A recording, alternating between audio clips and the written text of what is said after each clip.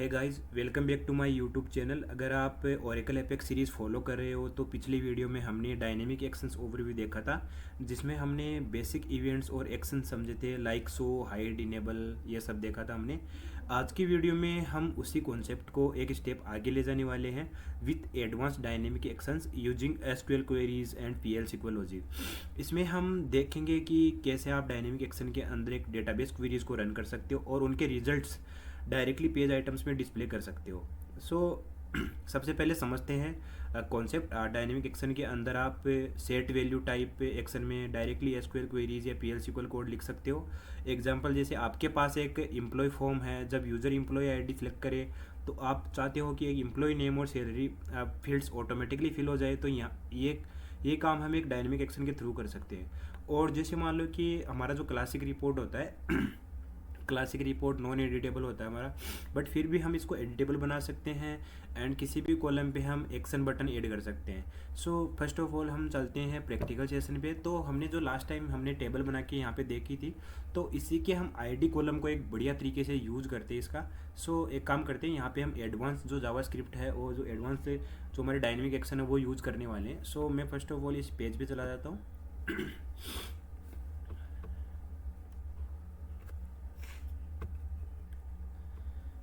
यहाँ पे हमारे जो सारे कॉलम्स है वो यहाँ पे दिख रहे होंगे आपको।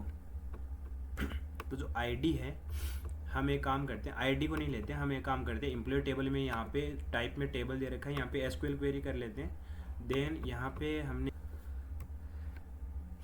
ये मेरे पास एक HTML कोड है, इसके अंदर एंकर टैग लिया हुआ है और इसमें एक डेमो क्लास के नाम से एक क्लास ली हुई है और एक ओके मेथड यहाँ पे जो ऑन क्लिक है वो हम चलाने वाले हैं। और यहाँ पे जो एम्प्लॉय नंबर है इसमें हम पास कर देते हैं एक यूनिक आईडी। देन हम यहाँ पे जो इसका ट्रेस नाम का कॉलम है वो यहाँ पे क्रिएट कर लेते हैं। मैंने किया यहाँ पे ओके, इसको कर लेते हैं सेव। जैसे ही मैं रिफ्रेश करता हूँ तो आप देख पा रहे होंगे कि यहाँ पे वो कॉलम आ चुका है और ये जो HTML दिख रहा है इसको भी हम सही कर लेते हैं। देन मैं लास्ट वाले कॉलम पे चलता हूँ एंड इसको मैं नीचे निकालता हूँ यहाँ पे, और यहाँ पे आएगा आपका एस्केप स्पेशल कैरेक्टर्स, इसको कर देता हूँ डिसेबल। फिर बाद में इसको कर देता हूँ सेव। अब आप यहाँ पे देख पा रहे होंगे कि यहाँ पे एक बटन बन चुका है डिलीट का। अब हम इस पे एक एक्शन लगाने वाले हैं। अभी यहाँ पे कुछ भी नहीं होगा, अभी नीचे देखो एरर आ चुका होगा यहाँ पे। अब हम क्या करते हैं कि हम जो ग्लोबल पेज, हमारा जो पेज का ग्लोबल टाइटल है, इसके इधर हम राइट साइड में नीचे जाते हैं और जो function and global variable declaration है इसके अंदर एक फंक्शन हम डाल देते हैं। ये इसको मैं हटा देता हूँ। यहाँ पे आप एक ओके नाम का फंक्शन देख रहे होंगे और ये है हमारा इसके आप मान सकते हो पैरामीटर्स मान सकते हो। यहाँ पे एक एलिमेंट हम गेट करने वाले हैं। देन हम एक काम करेंगे, यहाँ पे जो है एक हम अलग से एक आइटम बना लेंगे और आइटम बना के यहाँ पे पास कर देंगे। ये ओके मैं बता देता हूँ कहाँ से आ रहा है आपका। जो ये ओके है वो आप इस टेबल के अंदर जाओगे ना, तो यहाँ पे ऑन क्लिक के अंदर हमारा ओके लगा हुआ है और जो भी इसका एलिमेंट होगा वो यहाँ पे पास होगा। जिसका मतलब है ये जो आईडी है, डाटा इंडेक्स है, ये उठा के लेके आएगा वो। तो यहाँ पे मैं निकाल के दिखा देता हूँ आपको एक बार। ये देखोगे ना आप यहाँ पे, तो डेटा डॉट इंडेक्स करके हमारा ये है, यहाँ पे वैल्यू उठा के लेके आएगा। तो हम एक काम करते हैं, बाहर एक आइटम बना लेते हैं।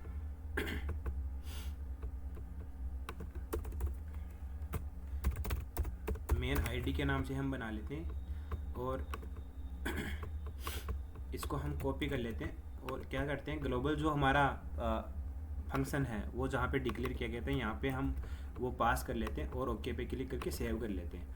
तो हम एक बार पहले चेक कर लेते हैं कि वो आईडी हम क्लिक पे गेट कर पा रहे हैं या नहीं कर पा रहे। मैं करता हूँ डिलीट पे क्लिक और देखो आप इधर मेन आईडी के अंदर आपका 2 नंबर का आईडी आ चुका है। मैं करता हूँ डिलीट पे क्लिक, तो 3 नंबर वाला आईडी हम गेट कर रहे हैं। तो हम क्या करते हैं, यहाँ पे मेन आईडी है इसको तो हम हिडन कर लेते हैं एंड यहाँ पे वैल्यू प्रोटेक्टेड को आपको हटा देना है। मैं चलता हूँ डायनेमिक एक्शन के अंदर एंड चेंज के ऊपर हम वो आईडी से हम डेटा डिलीट करने वाले हैं। रीजन करके हम चेंज करेंगे, आइटम पे क्लिक करेंगे एंड देन हम मेन आईडी पे ये डाल देंगे यहाँ पे। और यहाँ पे जो हमारा जो ट्रू वाला एक्शन है इसके अंदर हम यहाँ पे सर्वर साइड कोड लगाने वाले हैं और यहाँ पे वो वाली टेबल ले लेनी है हमें। ये कौन सी टेबल थी, ये जीके एम्प्लॉय डिटेल्स के नाम से ले लेंगे। और यहाँ पे चलते हैं, इस डायनेमिक एक्शन के अंदर चलते हैं। यहाँ पे डायनेमिक एक्शन के अंदर यहाँ पे जाने के बाद यहाँ पे आपको डालना है delete table where id equal to main id। यहाँ पे टेबल डाल देते हैं। सो डिलीट टेबल के नाम से यहाँ पे हमारे पास वो आगे आ चुका है। यहाँ पे आइटम टू सबमिट में हम डाल देते हैं यहाँ पे मेन id एंड देन करते हैं यहाँ पे सेव। और यहाँ पे ट्रू कंडीशन में एक चीज़ और डाल देते हैं, फिर बाद में हमें रीज़न भी रिफ्रेश करवाना है। सो यहाँ पे रीज़न को रिफ्रेश करवा देते हैं।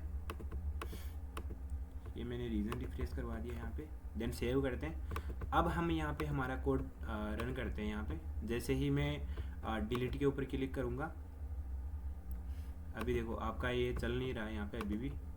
आई थिंक मुझे लग रहा है क्वेरी ही गलत है यहाँ पे। तो यहाँ पे सिलेक्शन टाइप में हम देंगे यहाँ पे जे क्वेरी सिलेक्टर, यहाँ पे डॉट डेमो डाल देंगे। चेंज पे नहीं चलाना है, ये हमें चलाना है क्लिक पे। यहाँ पे करते हैं क्लिक पे, बिकॉज आप जो एंकर टैग है अगर वो रन कर रहे हो यहाँ पे, जो एंकर टैग वो रन कर रहे हो, तो हम ये क्लिक पे चलाएंगे, क्योंकि ये जो डेमो हमारा जो क्लास का नेम था वो हमने क्लिक पे ही लिया है यहाँ पे। सो यहाँ पे मैं रिफ्रेश कर देता हूँ, देन हम क्लिक करते हैं यहाँ पे।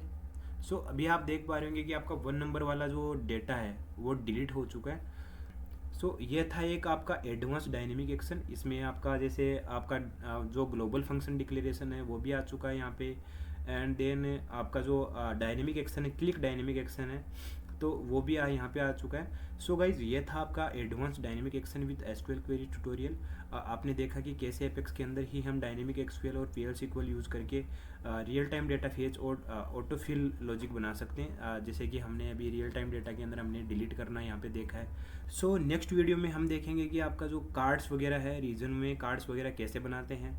तो ये हम सब देखने वाले हैं नेक्स्ट वीडियो, जो आने वाली वीडियो जो हम बहुत सारी एडवांस चीज़ें सीखने वाले हैं। और साथ साथ में एक HTML की सीरीज़ भी स्टार्ट करने वाला हूँ। जिन फ्रेंड्स को HTML में आपको कोई प्रॉब्लम इश्यूज़ होते हैं, जैसे एपेक्स के अंदर आपको बटन डिज़ाइन बनाना है, वो सब करना है, तो आपकी मैं अलग से एक HTML सीरीज़ भी मैं स्टार्ट करने वाला हूँ। सो गाइज मिलते हैं नेक्स्ट वीडियो में। अगर वीडियो ये पसंद आए तो प्लीज़ लाइक करना, कमेंट करना और सब्सक्राइब ज़रूर करना, और बेल आइकन दबाना मत भूलना, ताकि आपके पास नए वीडियोज़ की नोटिफिकेशन आ जाए। सो मिलते हैं नेक्स्ट एडवांस ट्यूटोरियल में।